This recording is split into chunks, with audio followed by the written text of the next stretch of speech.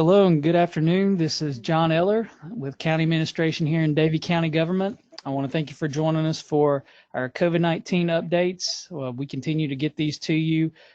Took a couple of weeks off due to vacations, and we want to make sure this information that we get to you is as up to date as possible. And so week to week, a lot may not change. So we hope when we do get you information, it is the most recent you can get and most pertinent for you. So thanks for tuning in again. We have a good lineup today. We have a few people who can't join us due to scheduling conflicts, and that's okay. But the people who are on the call today are here to give you some great information that can hopefully help you just be informed and up to date on what we're doing here in Davie County as it relates to COVID-19.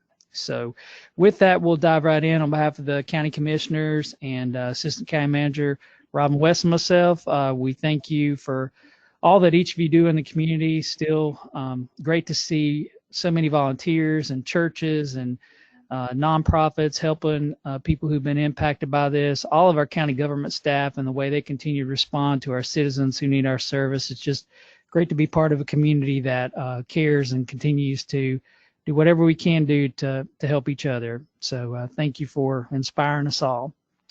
So we'll go ahead and jump right in to our speakers today. I know everyone wants to hear from our school superintendent, Mr. Jeff Wallace, who's a great partner to all of us. I know he and his staff have had a monumental task to not only make a decision about what to do as schools begin to reopen, but how to do it, and consulting with many experts on that, but then also picking a choice that we know not everybody will always agree with, but picking the choice that he and the Board of Education and also other peers of his across the state are making in every county and every district in North Carolina right now. Very tough decisions to be made. So Mr. Wallace, we want to thank you for all the time and energy you spent putting into that. I think anybody who knows you and partners with you knows your heart and how much you care for students and families and parents, and we just want to acknowledge that and appreciate all that you and your team is doing during this time. So I know we're a few days in now here, so we want to turn it over to you to give us an update on what's happening in Davie County schools and anything we can help you with. John, thank you very much, and you've touched on a couple of things there. These were very difficult decisions, but this COVID obviously is impacting our entire community, our Davie County, our state, and the country, and even the world as we're seeing this happen. And when you get in difficult situations like this, you've got to rely on things that you know. And I often tell our team, I said, we got to go with what we know. And we know school is important, and school is important for children. School is important for our community, our economy, and various things. We also know that our health and making sure that we're smart and trying to make the best decisions is very important as well. That's why in this situation, we offered options for our families. We highly respect their situations. And when you're dealing with the general public, dealing with over 6,100 children in this county, there's many, many different situations, and we worked extremely hard to make sure we provide options. And you've mentioned many people on this call today, particularly Suzanne Wright. John, I commend you. You've set in on been a part of our reopening team to take a broad view of what we're doing. But I will say we don't have all the answers, but we have sure put forth the effort, and again relied on many professionals to help us make those decisions. And my message right now is school is open. This is our third day, and today is our remote learning day for every student. Again, most of you are aware that we're on what's called a hybrid schedule. We have students, we have almost 1,000 students that are participating in Davie County Schools virtual. Basically, they have made a year-long commitment to attend school in that manner for a variety of reasons. And we got staff that, our qualified staff that are teaching those classes. And then we have the other remaining 5,000, a little over 5,000 that are with us on an A-Day, B-Day. But Mondays and Tuesdays, that's an A-Day, B-Day, and then Wednesdays fully remote with some additional cleaning and a lot of training and professional learning communities taking place because much of this is very, very new to all of us. So our plans are in place. Of course, we found some holes, but that's the way it always works when you're making plans like this. That when it's time to implement, you find out things you needed to do differently. And we're making those adjustments. And again, tremendous teamwork. Thank you so much for, again, John, you and Suzanne, the health department. I know some of their staff is on today. And Luann and Melissa, thank you very much for your help. We were on the, almost talk daily with someone from the school system and the DHHS. So, but anyway, students are again on campus, and staff with very strict protocols, and we're wearing masks. We're doing practicing social distancing of at least 6 feet, and we are washing hands a whole lot. We are no longer congregating in large groups in the cafeteria or in anything of that nature. We're doing a lot of grab and go lunches, or we're delivering lunches to our children. We're delivering and preparing lunches to take them to classrooms and to children that are on remote days. So we're still trying to meet the basic needs of our children. Our teachers, I'm proud of them too, John, and community, because they're doing a lot of just, how are you? We've missed you. Let's talk through the situation of what we're dealing with. Let's address our fears first.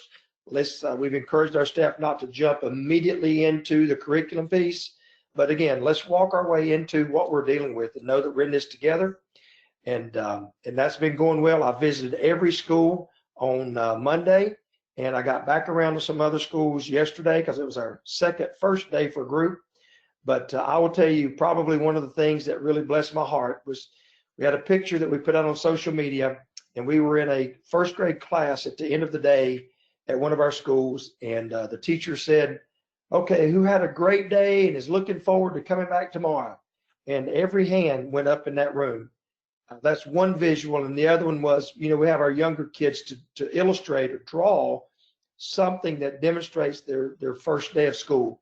And a beautiful little girl drew her picture and put a great big smile. And when she was asked about that, said, did today make you smile? And she said, yes, I'm really glad to be back at school. So we're glad, we're thankful. That's where educators' hearts are truly at. And again, it's taken tremendous teamwork. But I want to thank everyone, and particularly our Board of Education, who has trusted our staff. They've also provided a tremendous amount of support. And again, we're not perfect. We've made mistakes, but we have been open and transparent about what we're trying to get done. And so far, we're very blessed and we're very thankful. And John, you mentioned before we went on the air about praying. And yes, I do encourage everyone to pray for our children, our staff, and our families, that we remain safe. And we'll continue to work through the situation. But yes, school is open, and it is very exciting to be back in a school building with children. If you have, remember, we haven't done that since March the 13th. So it's wonderful. And again, thank you to everyone. And thank you, John, for this opportunity to share. Thank you, Ms. Wallace. We're fortunate to have you leading our school system, and we'll continue to send prayers your way. And we give a shout out to all those teachers and all those aides and school staff, bus drivers. I mean, the list goes on and on. We just couldn't be more thankful of our school team. So thank you, sir.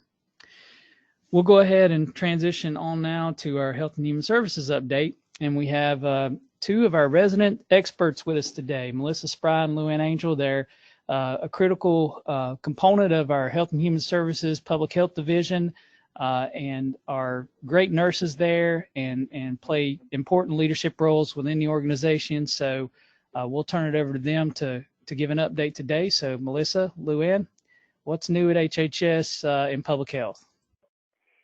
Thank you. This is Melissa Spry, and I'd just like to say thank you for having us today. We are representing Suzanne Wright, the HHS director. She was unable to be here this morning, and we do appreciate everyone's assistance and support as well, and thank you so much for your guidance and direction as well. With that, I'll turn it over to Luann Angel to provide the updated numbers. Hello, everyone. As of today, August 19th, we have reported 462 lab-confirmed cases of COVID-19 in Davie County residents. Currently, there are 28 active cases and 1 person remains hospitalized. Sadly, we have to report that our total deaths are now 9. We've had 2 currently. When we look at our cases by age group and percentages, the age group 25 to 49 continues to be the leading age group with 39% of our cases. The lowest percentage age group is the 65 and older. Once a week, we report our total number tested. As of last Friday, the 14th, had been 4,944 tests for Davie County residents. Some of those are repeat tests for serial testing in facilities and that type of thing. I do want to reach out and speak out and say thank you, Mr. Wallace, and thank you for your awesome school nurse staff. They have been wonderful. We've been working with them on phone calls over the weekend and every day thus far this week, and they are on top of it. So that's all we have to present today. Unless there's further questions, we will turn it over to the next person. All right. Thank you, Ms. Spry, Ms. Angel. We appreciate both of you. And, you know, we didn't talk about this today, but we also know that you've been active in helping man our hotline, but also help being a liaison to many businesses in the county who have questions, many organizations who've experienced different things through their workforce and just need some tips and guidance, helping consult with them about reopening efforts and serving customers in a safe way. So we know you wore many hats as it relates to COVID-19. So again, we just thank you more than we can even convey to you today for all the support you've given our community. So it's noticed and very much appreciated, ladies. So thank you all so much. Okay, we will transition now into our next speaker here today. We have an update from our 911 Communications Center, and Director Rodney Pierce is with us today. Mr. Pierce? Thank you, Mr. Eller.